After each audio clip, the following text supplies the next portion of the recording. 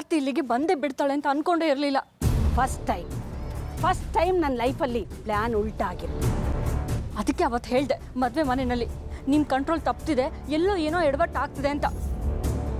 ನನ್ನ ಮಾತೇ ಕೇಳಲಿಲ್ಲ ನೀವು. ಶಶಾಂಕ್ ಬರ್ತಾನೆ, ಅದೇನೋ ಬಾಂಬ್ ಹಾಕ್ತಾನೆ ಅಂದ್ರಿ, ಎಂಥದೂ ಆಗಲಿಲ್ಲ. ತಪ್ಪು ಮಾಡಿದ್ನೇನೋ ಅಂತ ಈಗ ಅನಿಸ್ತಾ ಇದೆ ಅರ್ಪಿತಾ. ಆರ್ತಿ ಮನೆಗೆ ಬಂದ್ಬಿಟ್ಲು ಅಂತ ಕಿರ್ಚಾಡ್ತಿದ್ಯಲ್ಲ, ಅವಳನ್ನ ಮನೆಯಿಂದ ಹೊರಗಾಕೋದು ಹೇಗೆ ಅಂತ ನಿನ್ನ ಪವರ್ ಯೂಸ್ ಮಾಡಿ ನೋಡೋಣ. ಅದೊಂದು ಗೊತ್ತಾಗ್ತಿಲ್ಲ ಅಷ್ಟೇ. ನನ್ನನ್ನು ಕೇಳು ಹೇಳ್ತೀನಿ. ಆಗ್ಲೇ ಪ್ಲಾನ್ ಮಾಡ್ಬಿಟ್ರಾ? ನೀನು ಗೂಬೆ ಥರ ಇರೋದ್ರ ನೋಡಿ ನಾನೇ ಪ್ಲಾನ್ ಮಾಡಿದ್ದೀನಿ. ಇದನ್ನಾದರೂ ಸರಿಯಾಗಿ ಮಾಡು. ನಾನು ಯಾವುದನ್ನು ಸರಿಯಾಗಿ ಮಾಡದೆ ಬಿಟ್ಟಿದ್ದೀನಿ ಹೇಳಿ? ಸರಿ, ಅದೇನು ಮಾಡಬೇಕು ಅಂತ ಬೇಗ ಹೇಳಿ. ನನಗೆ ಗೊತ್ತಿಲ್ಲ, ಆರ್ತಿ ಮನೇಲಿ ಇರಬಾರ್ದು ಅಷ್ಟೇ. ಅವಳು ಈ ಮನೇಲಿ ಇದ್ರೆ ನನಗೆ ಮೈಯೆಲ್ಲ ಉರಿಯುತ್ತೆ. ಅವಳನ್ನ ಈ ಮನೆಯಿಂದ ಒದ್ದಾಚೆ ಹಾಕಬೇಕು. ಏ ಹುಡುಗಿ, ನಿಮ್ಮ ಮನೆ ಅಂತ ನಿನಗೆ ಎಷ್ಟು ಅಭಿಮಾನನೇ? ಯಾರೇ ನೀನು ಆ ಮನೆಯಲ್ಲಿ? ಭೈರವಿ ಅಮ್ಮ ಪ್ಲೀಸ್ ಹಾಗೆಲ್ಲ ಅನ್ಬೇಡಿ. ನಾನು ಈ ಮನೆನ ನಮ್ಮನೆ ಅಂತಲೇ ಅಂದ್ಕೊಂಡಿರೋದು. ನೀವಲ್ಲ ಅಂತ ಅಂದ್ಬಿಟ್ರೆ ನಂಗೆ ತಡ್ಕೊಳಕ್ಕಾಗಲ್ಲ, ತುಂಬ ದುಃಖ ಆಗುತ್ತೆ. ನಾಳೆ ಹೇಗೋ ಏನೋ ನನಗೆ ಗೊತ್ತಿಲ್ಲ, ಆದರೆ ಇವತ್ತಿನ ಮಟ್ಟಕ್ಕೆ ಈ ಮನೆ ನನಗೆ ಆಸರೆ. ನಮ್ಮೂರು ತಮ್ಮೂರು ಅಂದರೆ ಈ ಮನೆಯಲ್ಲಿರೋರು ಮಾತ್ರ. ಏಯ್, ನಿನಗೋಸ್ಕರ ಕಣೆ ಇದನ್ನೆಲ್ಲ ನಾನು ಮಾಡ್ತಿರೋದು. ಆರ್ತಿನ ಶಶಾಂಕ್ ಜೊತೆ ಸೇರಿಸೋ ಪ್ರಯತ್ನ ಎಲ್ಲಿಗೋಗಿ ಮುಟ್ಟುತ್ತೋ ನೋಡೋಣ. ಏ ಅರ್ಪಿತಾ, ಸೂರ್ಯನಿಂದನೇ ಆರ್ತಿನ ದೂರ ಮಾಡ್ತೀನಿ, ನೋಡ್ತಾ ಇರು. ಈಗ ಅವಳು ನಿಮ್ಮ ಮನೆ ಮೂಲೆಯಲ್ಲಿ ಬಿದ್ದಿದ್ದಾಳಲ್ವಾ? ಅಯ್ಯೋ, ಮೂಲ ಏನು ಬಂತು ಭೈರವಿ ಅಮ್ಮ? ಅವಳಿಗೆ ಅಂತ ಸೂರ್ಯ ಅವರು ಒಂದು ರೂಮ್ ಕೊಟ್ಟಿದ್ದಾರೆ. ಸಾಲದಕ್ಕೆ 24 ಗಂಟೆ ಅವ್ರ ಜೊತೆನೇ ಇರ್ತಾರೆ. ಗಂಜಿ ಕುಡ್ಸೋದ್ರಿಂದ ಹಿಡಿದು ಗಾಳಿ ಹಾಕೋವರೆಗೂ ಪ್ರತಿಯೊಂದು ಇವರೇ ಮಾಡೋದು. ಮಾಡ್ಲಿ ಇಟ್ಸ್ ಆಲ್ ರೈಟ್. ಆರ್ತಿ ಒಬ್ಳೇ ಇದ್ದಾಗ ಅವಳ ತಲೆಗೆ ಹುಳ ಬಿಡಬೇಕು ನೀನು. ಹುಳನ? ಯಾವ ಹುಳ? ಹುಳ ಅಲ್ಲ ಕಣೆ, ಅವಳ ತಲೆಗೆ ಇಲ್ಲದೆ ಇರೋ ವಿಷಯಗಳನ್ನೆಲ್ಲ ತುಂಬಬೇಕು. ಆದಿ ಸಿಕ್ಕಿದ್ದ ಪಾಪ, ನೋಡಕ್ಕಾಗಲ್ಲ ಅವನ ಸ್ಥಿತಿನ. ಅವನ ಸ್ಥಿತಿ ಅನಾಥ ಆಗಿದ್ದಾನೆ. ಹೊಸ್ದಾಗಿ ಮದುವೆ ಆಗಿರೋ ಹುಡುಗ ಪಾಪ. ಆದಿ ನೀವಿಲ್ದಿರೋ ಕೊರಗಿನಲ್ಲಿ ತನಗೂ ಸುಖ ಇಲ್ಲ, ಕಟ್ಕೊಂಡೋಳಿಗೂ ಸುಖ ಇಲ್ಲ. ಈ ಸಂತೋಷಕ್ಕೆ ನಾನು ಯಾಕಾದರೂ ಮದುವೆ ಆದ್ನೋ ಅಂತ ಹೇಳ್ತಾ ಇದಕ್ಕೆಲ್ಲ ನೀನೇ ಕಾರಣ ಅಂತ ಅವಳ ತಲೆಗೆ ತುಂಬಬೇಕು. ಅದೇ ಗಿಲ್ಟಲ್ಲಿ ಅವಳು ಅಲ್ಲಿಂದ ಗೇಟ್ ಪಾಸ್ ಆಗಬೇಕು. ಹೇಗೆ? ಓಕೆ ಭೈರವಿ ಅಮ್ಮ.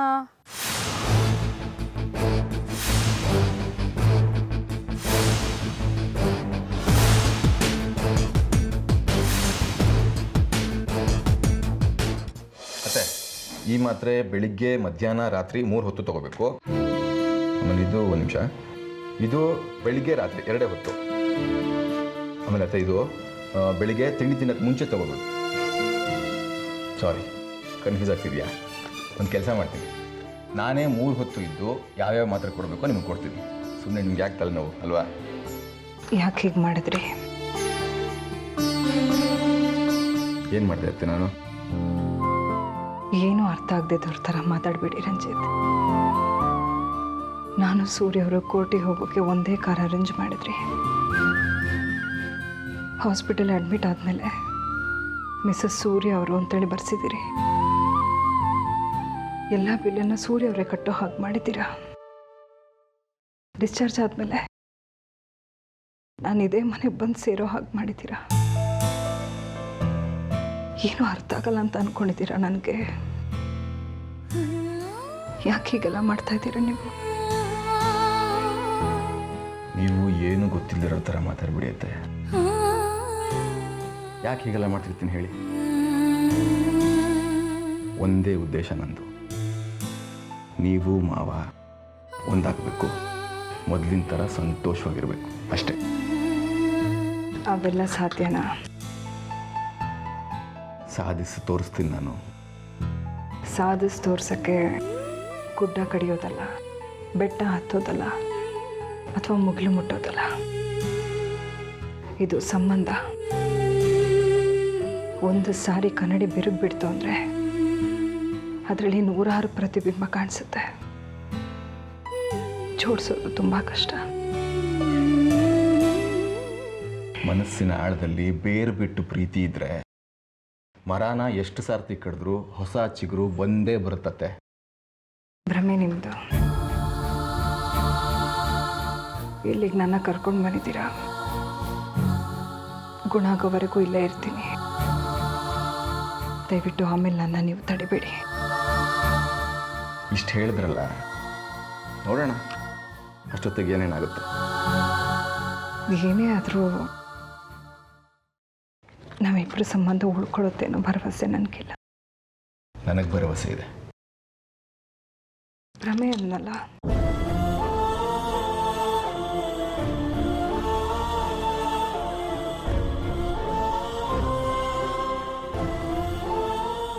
ತಗೊಳ್ಳಿ, ಈ ಮಾತ್ರೆ ತಗೊಂಡು ರೆಸ್ಟ್ ಮಾಡಿ. ಏನೇನಾಗಬೇಕೋ ಎಲ್ಲ ಆಗುತ್ತೆ.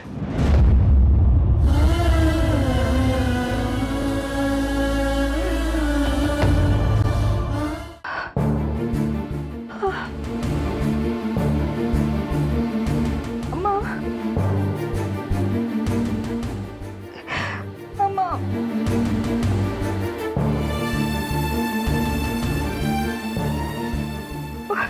ಅದೇವ್ರೆ, ಏನಾಗ್ತಿದೆ? ಏನಿಲ್ಲ. ಏನಿಲ್ಲ ಅಂದರೆ ನನಗೆ ಹೇಗೆ ಗೊತ್ತಾಗ್ಬೇಕು ಹೇಳಿ? ವಾಸಿ ಆಗುತ್ತೆ. ಹಿಂಗೆ ಹೇಳಿದ್ರೆ ವಾಸಿ ಆಗುತ್ತಾ? ಅಮ್ಮ ನಿಲ್ಲಿಸ್ಲಾ? ಬೇಡ, ಅವ್ರಿಗೆ ಯಾಕೆ ತೊಂದರೆ? ಮತ್ತು ನನಗೆ ಹೇಳಿ. ಅದು ಟ್ಯಾಬ್ಲೆಟ್ ತೊಗೊಂಡಿದ್ದಲ್ಲ, ಹೊಟ್ಟೆಲೆಲ್ಲ ಒಂಥರ ಸಂಟಾಗ್ತದೆ. ಇಫ್ ಯು ಡೋಂಟ್ ಮೈಂಡ್, ಒಂದು ಲೋಟ ನೀರು ಕೊಡ್ತೀರಾ? ಬರೀ ನೀರಲ್ಲ, ಹಾಲು ತಂದು ಕೊಡ್ತೀನಿ ರೀ, ಕುಡೀರಿ, ತಂಪಾಗುತ್ತೆ. ನಿಮಗೆ ಯಾಕೆ ತೊಂದರೆ? ಸ್ವಾತಿಕರನ್ ಜೊತೆಗೆ ಹೇಳಿ. ಅವ್ರಿಗಿಂತ ದೂರದವನಾದ್ನ ನಾನು. ಸರಿ ಬಿಡಿ, ಅವ್ರಿಗೆ ಹೇಳ್ತೀನಿ. ಅದು ಆಗಲ್ಲ. ಒಂದು ಅಶ್ಯೂರೆನ್ಸ್ ಕೊಡ್ತೀನಿ, ಹಾಲಿನಲ್ಲಿ ವಿಷ ಅಂತೂ ಮಿಕ್ಸ್ ಮಾಡಲ್ಲ.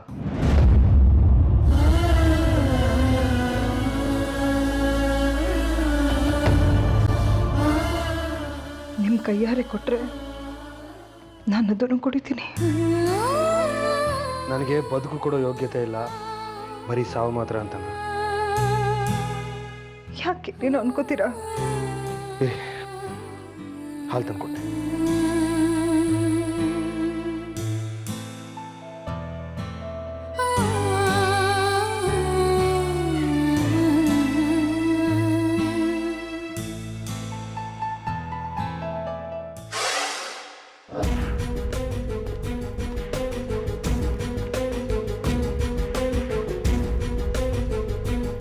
ಅಯ್ಯೋ, ನೀವ್ಯಾಕೆ ಹಾಲು ಬಿಸಿ ಮಾಡ್ತಿದ್ದೀರಾ? ಒಂದು ಮಾತು ಹೇಳಿದ್ರೆ ನಾನೇ ಮಾಡ್ಕೊಡ್ತಿದ್ದೆ. ಇದು ನನಗಲ್ಲ, ಆರ್ತಿ ಅವ್ರಿಗೆ. ಅವ್ರೀಗ ಇಷ್ಟೊತ್ತಲ್ಲಿ ಕೇಳಿದ್ರಾ? ಹೊಟ್ಟೆ ಉರಿ ಅಂತಿದ್ರು, ಅದಕ್ಕೆ ಹಾಲು ಕುಡೀರಿ, ತಂಪಾಗುತ್ತೆ ಅಂತ ನಾನೇ ಹೇಳಿದೆ. ಸೂರ್ಯ ಅವರೇ, ನಾನೇ ಹಾಲು ತೊಗೊಂಡು ಹೋಗ್ಕೊಟ್ಟು ಏನಾಯಿತು ಅಂತ ವಿಚಾರಿಸ್ಲಾ?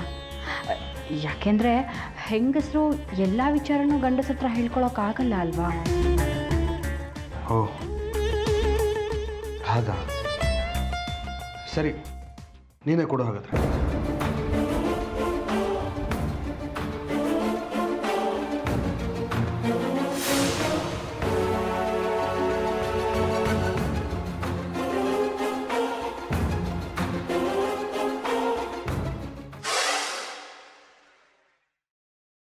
Excuse me.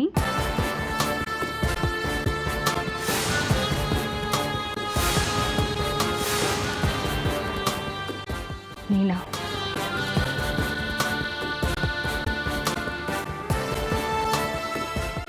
ಯಾಕೆ ನಾನು ತರಬಾರ್ದಾಗಿತ್ತಾ? ಸೂರ್ಯ ಅವರೇ ಬಂದು ಅವ್ರ ಕೈಯಾರ ಹಾಲು ಕುಡಿಸ್ಬೇಕಾಗಿತ್ತಾ? ಏನು ಹೇಳ್ತಾ ಇದೆಯಾ? ಹೊಟ್ಟೆ ಉರಿ ಅಂದ್ರಂತೆ. ಸೂರ್ಯ ಅವರು ನನ್ನ ರೂಮಿಗೆ ಬಂದು ನನ್ನ ಎಪ್ಸಿ ಹೀಗೆ ಅಂತಿದ್ದಾರೆ, ಒಂದು ಲೋಟ ಹಾಲು ಬೆರೆಸ್ಕೊಂಡು ಹೋಗಿ ನೀನೇ ಕೊಡು ಅಂದರು. ಅವ್ರು ಬಂದು ನಿನಗೆ ಹೇಳಿದ್ರ? ಪಾಪ, ಅವ್ರಿಗೆ ಏನೇ ಬೇಕಾದರೂ ಅವ್ರು ನನ್ನನ್ನೇ ಎಪ್ಸಿ ಕೇಳೋದು. ತಾನೇ ಕೊಡ್ತೀನಿ ಅಂತ ಹೇಳಿದ್ರಿ ಇಲ್ಲಿ? ಅಯ್ಯೋ, ಅವ್ರಿಗೆ ಸ್ಟೌವೆಲ್ಲ ಆನ್ ಮಾಡೋಕ್ಕೆ ಬರುತ್ತೆ. ಇದೆಲ್ಲ ನಿಮ್ಗೆಲ್ಲಿ ಗೊತ್ತು ಬಿಡಿ. ಹೊಟ್ಟೆ ಉರಿ ಅಂದ್ರಂತೆ. ಯಾಕೆ? ನಿಮ್ಗೆ ಎಲ್ಲಿ ಬೇಕೋ ಅಲ್ಲಿ ಬಂದು ಆರಾಮಾಗಿ ಸೆಟ್ಲ್ ಆಗಿದ್ದೀರಾ, ರಾಜೋಪಚಾರ. ನೀವು ಯಾರಿಗೆ ಸೇವೆ ಮಾಡಬೇಕಾಗಿತ್ತೋ ಅವರಿಂದನೇ ಎಲ್ಲ ರೀತಿ ಸೇವೆ ಮಾಡಿಸ್ಕೊತಿದ್ದೀರಾ. ಮತ್ತ್ಯಾಕೆ? ಹೊಟ್ಟೆ ಉರಿತಿರೋದು ನನಗೆ. ಸಹಜನೇ. ಅಲ್ಲೇ ನೀವು ನನ್ನ ತಪ್ಪು ತಿಳ್ಕೊತಿರೋದು. ನನಗೆ ಹೊಟ್ಟೆ ಉರಿತಾ ಇರೋದು ನಿಮಗಿದೆಲ್ಲ ಸಿಗ್ತಾ ಇದೆ ಅಂತಲ್ಲ. ಪಾಪ ನೀವೇ ತನ್ನ ಜಗತ್ತು ಅಂತ ಜೀವನ ಮಾಡ್ತಿರೋ ಆ ದಿನ ನೆನೆಸ್ಕೊಂಡು ನನಗೆ ಹೊಟ್ಟೆ ಉರಿತಾ ಇರೋದು. ಅದಕ್ಕೆ ಯಾಕೆ ಹೊಟ್ಟೆವ್ರಿ? ಇನ್ನೇನು ಮತ್ತೆ? ಅಲ್ಲ, ಮಗಂಗೆ ಹೊಸದಾಗಿ ಮದುವೆ ಆಗಿದೆ, ಅವನಿಗೆ ಒತ್ತಾಸೆಯಾಗಿ ಅವನ ಜೊತೆ ಇರಬೇಕಲ್ವಾ? ಅದು ಬಿಟ್ಟು ಇಲ್ಲಿ ಬಂದು ಹೀಗೆ ಉಪಚಾರ ಮಾಡಿಸ್ಕೊತಿದ್ದೀರಲ್ಲ. ಅಲ್ಲ, ಆದಿ ಅಷ್ಟೊಂದು ಆತಂಕದಲ್ಲಿರ್ತಾನೆ, ಅವನ ಬಗ್ಗೆ ನಿಮಗೊಂದು ಸ್ವಲ್ಪನೂ ನೆನಪೇ ಆಗ್ತಿಲ್ವಾ? ಪಾಪ, ಆ ಜೀವ ಅಮ್ಮ ಬೇಕು ಅಂತ ಎಷ್ಟು ಹಂಬಲಿಸ್ತಿರುತ್ತೋ ಏನೋ. ಅಜ್ಜಿ ಹಾಸ್ಕೊಂಡಿದ್ಯಾ? ಬೇರೆಯವ್ರ ಹೆಸರು ಹಾಕ್ಸ್ಕೊಂಡಿದ್ರೆ ನಾವು ಆಗ್ತಿತ್ತೋ ಏನೋ. ಅಮ್ಮ ಅಂತ ಹಾಕ್ಸ್ಕೊಂಡಿದ್ದೀನಲ್ಲ, ಅದಕ್ಕೆ ನೋವಾಗಲಿಲ್ಲ ಅಮ್ಮ. ಅಮ್ಮ ಅಮ್ಮ ಅಮ್ಮ ಅಮ್ಮ ಅಮ್ಮ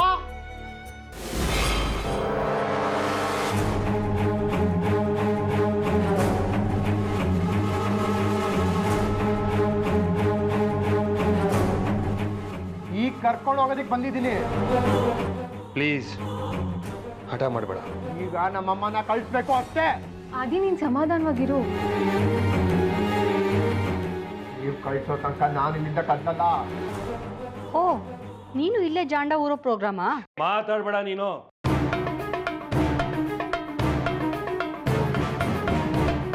ಯಾಕಿರಬಾರ್ದು? ಅಂಕಲ್, ಇದು ನಮ್ಮ ಪುಣ್ಯ ಅನ್ಕೋತೀನಿ. ಅತ್ತೆ ಮಾವ ಇಬ್ಬರ ಜೊತೆ ಒಂದು 4 ದಿನ ಸಂತೋಷವಾಗಿರೋಕ್ಕೆ ಅವಕಾಶ ಸಿಕ್ತು. ನಿಮ್ಮ ಆಶೀರ್ವಾದ ಬೇಕು. ನಿರೋಷ, ನಮ್ಮ ತಾಯಿ ಎಲ್ಲಿರ್ತಾರೋ ನಾವು ಅಲ್ಲಿರ್ತೀವಿ. ಅದನ್ನ ತಡೆಯೋಕ್ಕೂ ಯಾರಿಗೂ ಇಲ್ಲ. ಧಾರಾಳವಾಗಿರು, ನನಗಂತೂ ಯಾವ ಅಭ್ಯಂತರನೂ ಇಲ್ಲ. ನಾವೇನು ಗತಿಗಟ್ಟು ಬಂದಿಲ್ಲ. ನಮ್ಮಮ್ಮನ ಇಲ್ಲಿಂದ ಕರ್ಕೊಂಡೇ ನಾವು ಹೋಗೋದು. ಆಯಿತು, ಆದರೆ ಆರತಿಯವರು ಸಂಪೂರ್ಣವಾಗಿ ಗುಣಮುಖರಾಗುವವರೆಗೂ ಅವ್ರನ್ನ ಇಲ್ಲಿಂದ ಕಳಿಸಲ್ಲ.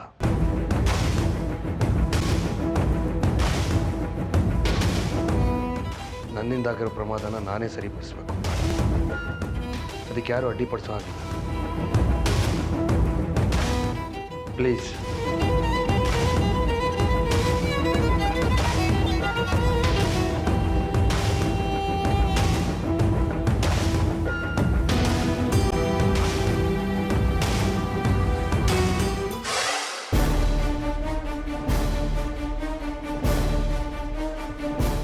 ಬಾನಿ ರೋಷ.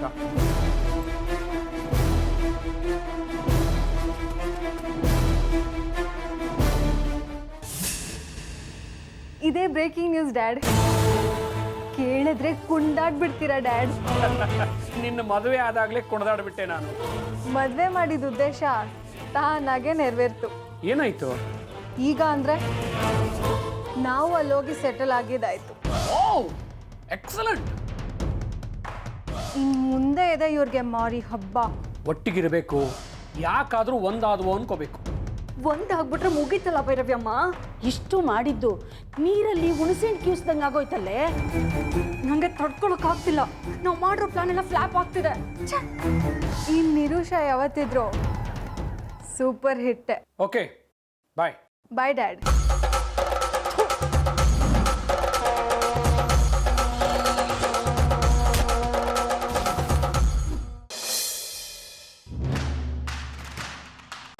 ಅಣ್ಣ. ಓ ನಿರೋಷ, ಬಾ ಒಳಗೆ. ಬ್ಯುಸಿನಾ? ಏನಿಲ್ಲ ಬಾಮ್ಮ. ಹೀಗೆಲ್ಲ ಆಗುತ್ತೆ ಅಂತ ಅನ್ಕೊಂಡೇ ಇರಲಿಲ್ಲ ಅಲ್ವಾ ಅಣ್ಣ? ಹೌದು, ಅಣ್ಣ ತಂಗಿಯಾಗಿ ಒಟ್ಟಿಗೆ ಅಂತೂ ಬೆಳಿಲಿಲ್ಲ, ಆದರೆ ಈಗ ಒಟ್ಟಿಗೆ ಇರೋ ಹಾಗಾಯ್ತು ನೋಡು. ನಾನು ಅದನ್ನೇ ಹೇಳಿದ್ದು. ಅತ್ತೆ ಮಾವ ಒಂದಾಗುವಾಗಾಯ್ತು, ನಾವೆಲ್ಲರೂ ಒಂದೇ ಮನೇಲಿ ಇರೋ ಹಾಗಾಯ್ತು. ಇನ್ಮೇಲೆ ಎಲ್ಲ ಪ್ರಾಬ್ಲಮ್ ಸಾಲ್ವ್ ಅನ್ಸುತ್ತಲ್ಲ? ನಿನಗೇನನ್ಸುತ್ತೆ? ಅತ್ತೆ ಮಾವ ಒಟ್ಟಿಗೆ ಯಾವಾಗಲೂ ಹೀಗೆ ಇರ್ತಾರೆ ಅಂತನ? ಹಾಂ, ನಾವೆಲ್ಲರೂ ಬಂದಾಯ್ತಲ್ಲ ಈ ಮನೆಗೆ. ಮನೆಗೆ ಬರೋದು ಬೇರೆ, ಮನಸ್ಸಿಗೆ ಬರೋದು ಬೇರೆ. ಮನಸ್ಸಿಗೆ ಬರೋದು ಹೊರತು ಮನೆಗೆ ಬಂದು ಏನು ಪ್ರಯೋಜನ ಇಲ್ಲ ನಿರೋಷ. ಅಂದರೆ ಅತ್ತೆ ಮಾವ ಒಬ್ರಿಗೊಬ್ರು ಮನಸ್ಸಿಗೆ ಇನ್ನೂ ಬಂದಿಲ್ಲ. ಅವ್ರ ಮಧ್ಯೆ ಒಂದು ಅಂತರ ಇದ್ದೇ ಇದೆ. ಆದರೆ ಮಾವನೇ ಹೇಳಿದ್ರಲ್ಲ ನಾವೆಲ್ಲ ಒಟ್ಟಿಗೆ ಇಲ್ಲೇ ಇರ್ಬೋದಂತ. ಈ ಮನೇಲಿ ಇರ್ಬೋದು ಅಂತ ಮಾವ ಸುಮಾರು ಜನಕ್ಕೆ ಹೇಳಿದ್ದಾರೆ. ಆ ಅರ್ಪಿತನೂ ಇದೇ ಮನೇಲಿದ್ದಾಳೆ. ಅವಳೇ ಈ ಮನೆ ಒಂದು ಭಾಗನ? ಈ ಮನೆಯವಳ ಇಲ್ಲ ಅಲ್ವಾ? ಖಂಡಿತ ಇಲ್ಲ ಅಣ್ಣ. ಯಾಕಣ್ಣ ಹಾಗೆ ನೋಡ್ತಾ ಇದೆಯಾ? ನಾನು ಅರ್ಪಿತಾ ಸೇರಿದ್ದೀವಿ, ಒಟ್ಟಿಗೆ ಸೇರ್ಕೊಂಡು ಏನೋ ಆಟ ಕಟ್ತಾ ಇದ್ದೀವಿ ಅನ್ನೋ ಅಪನಂಬಿಕೆ ತಾನೇ ನಿನಗೆ ನನ್ನ ಮೇಲೆ? ಇಲ್ಲ, ಹಾಗಲ್ಲ, ಸುಮ್ಮನೆ ನೋಡ್ತಿದ್ದೆ ಅಷ್ಟೆ. ನೀನು ಕೆಲವೊಂದು ವಿಷಯದಲ್ಲಿ ತುಂಬ ಇನ್ನೋಸೆಂಟು, ಕೆಲವೊಂದು ವಿಷಯದಲ್ಲಿ ಅಗತ್ಯಕ್ಕಿಂತ ಜಾಸ್ತಿ ಜಾಣೆ. ಏನೋ ಅರ್ಥನೇ ಆಗಲ್ಲಪ್ಪ ನೀನು. ಹೌದಣ್ಣ, ನಾನು ನಾರ್ಮಲ್ ಆಗಿ ಅಪ್ಪ ಅಮ್ಮ ಅಣ್ಣನ ಜೊತೆ ಬೆಳೆದಿದ್ರೆ ನಾರ್ಮಲ್ ಆಗಿ ಇರ್ತಿದ್ನೋ ಏನೋ. ಆದರೆ ಹಾಗಾಗ್ಲಿಲ್ವಲ್ಲ. ನನ್ನ ಬಾಲ್ಯನೇ ಒಂಥರ ವಿಚಿತ್ರ. ಅಪ್ಪ ಯಾರು ಅಂತ ಗೊತ್ತಿದ್ರು ಅವ್ರ ಜೊತೆ ಇರೋಕ್ಕಾಗಲಿಲ್ಲ. ಅದಕ್ಕೆ ಹೀಗನ್ಸುತ್ತೆ. ನಮ್ಮ ಬಾಲ್ಯ ನಮ್ಮ ಮೇಲೆ ಎಷ್ಟು ಪ್ರಭಾವ ಬೀರುತ್ತೆ ನೋಡು. ಆರ್ಯನ್ಗೂ ಆದಿಗೂ ಎಷ್ಟು ವ್ಯತ್ಯಾಸ ಅಲ್ವಾ ಈ ವಿಚಾರದಲ್ಲಿ. ನನ್ನ ಗಂಡಗೆ ಏನೂ ಅನ್ಬೇಡ ಅಣ್ಣ. ಆದಿ ಸ್ವಲ್ಪ ಹೊರಟಿರ್ಬೋದು, ಅವನಿಗೆ ಹಠ ಇರ್ಬೋದು. ಆದರೆ ಅವನ ಅತ್ತೆ ಮಗ, ಅತ್ತೆಲಿರೋ ಎಲ್ಲ ಗುಣ ಅವನ ಹತ್ರ ಇದೆ. ಆರ್ಯ ಮಾವ ಹೇಳಿದ ಮಾತಿಗೆ ವಾಪಸ್ ಮಾತಾಡಲ್ಲ, ಅವ್ರು ಹಾಕಿದ ಗೆರೆನ ದಾಟಲ್ಲ. ನೀವಿಬ್ರು ಈ ಮನೇಲಿರಲಿ ಅಂತ ಮಾವ ಹೇಳಿದ್ದಕ್ಕೆ ಅವನು ಅಪೋಸ್ ಮಾಡಲಿಲ್ಲ ಅಷ್ಟೇ.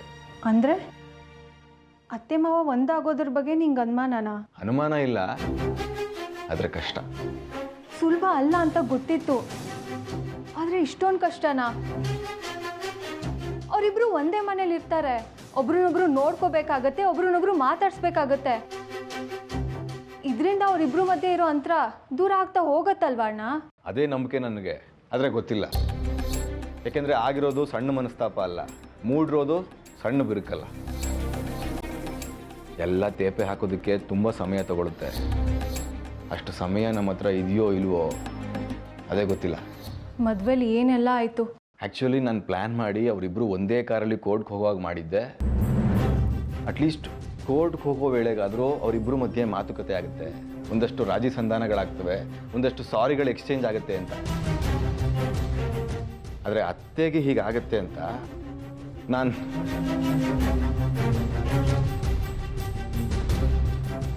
ಎಕ್ಸ್ಪೆಕ್ಟೇ ಮಾಡಿರಲಿಲ್ಲ. ನಾನು ಆದರೆ ಅತ್ತೆ ಮೇಲೆ ಅಲ್ಲೇ ಆಗಬಾರ್ದಾಗಿತ್ತು. ಆದರೆ ಏನು ಅಂದರೆ ಅತ್ತೆ ಮೇಲೆ ಅಲ್ಲೇ ಯಾರು ಮಾಡಿದ್ದು, ಯಾಕೆ ಮಾಡಿದ್ದು?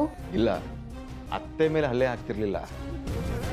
ಆ್ಯಕ್ಚುಲಿ ಅವ್ರ ಇಂಟೆನ್ಷನ್ ಇದ್ದಿದ್ದು ಮಾವನ ಕೊಲೆ ಮಾಡೋದಕ್ಕೆ. ಅಂದರೆ ಕೊಲೆನಾ? ನೀನು ಯಾಕೆ ಓವರ್ ರಿಯಾಕ್ಟ್ ಮಾಡ್ತಿದ್ಯಾ? ಅಯ್ಯೋ ಅದೆಲ್ಲ ಬಿಡು, ಏನೋ ಆಗಿದ್ದಾಯ್ತಲ್ಲ. ಸದ್ಯ ಅತ್ತೆಗೇನೂ ಆಗದೆ ಪ್ರಾಣ ಉಳಿತು, ಎಲ್ಲ ಸರಿ ಹೋಯ್ತು. ಎಲ್ಲ ಸರಿ ಹೋಗಿಲ್ಲ ನಿರೋಷ, ತಪ್ಪಾಗಿರೋದೇ ಅಲ್ಲಿಂದ. ಎಲ್ಲಿಂದ? ಮತ್ತೆ ಯಾಕೆ ಅದನ್ನೇ ಕೆದಕ್ತಿದ್ಯಾ? ಕೆದಕ್ತಾ ಇಲ್ಲ, ಈ ಕೊಲೆ ಪ್ರಯತ್ನ ಪಟ್ಟಿರೋದು ಯಾರು ಅಂತ ಕಂಡು ಹಿಡಿಬೇಕು.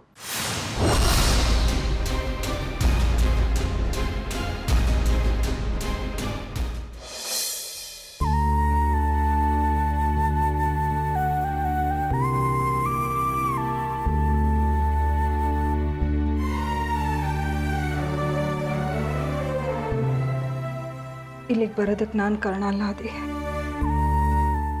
ನನ್ನ ನಂಬು. ನನಗೆ ಗೊತ್ತಮ್ಮ, ಪಾಪ ನೀನು ಮಾತಾಡೋ ಪರಿಸ್ಥಿತಿಲಿರಲಿಲ್ಲ, ನಿನ್ನ ಮಾತು ನಡಿಲಿಲ್ಲ, ಕರ್ಕೊಂಡ್ಬಂದಿದ್ದಾರೆ. ಡಾಕ್ಟ್ರು ಅವ್ರ ಮಾತಲ್ಲಿ ನನ್ನ ಕಟ್ಟಾಕ್ಬಿಟ್ರು. ಎಲ್ಲರೂ ಒಂದೇ ಅಮ್ಮ, ದುಡ್ಡು ಯಾರ ಹತ್ರ ಇರುತ್ತೋ ಅವ್ರ ಪರ ನಡೀತಾರೆ ಅವರು. ಹೌದು, ಫಸ್ಟ್ ಆಫ್ ಆಲ್ ನೀನು ಯಾಕೆ ಅವ್ರ ಜೊತೆ ಕೋರ್ಟ್ಗೆ ಹೋದೆ? ಓರ್ಟೇ ಸರಿ, ಅವನು ಯಾರೋ ಇವನಿಗೆ ಚುಚ್ಚಕ್ಕೆ ಬಂದಂತ ನೀನು ಯಾಕಮ್ಮ ಅಡ್ಡ ಹೋದೆ? ನೋಡೀಗ ಯಾರು ಅನ್ಭವಿಸ್ತಿದ್ದಾರೆ ಅಂತ.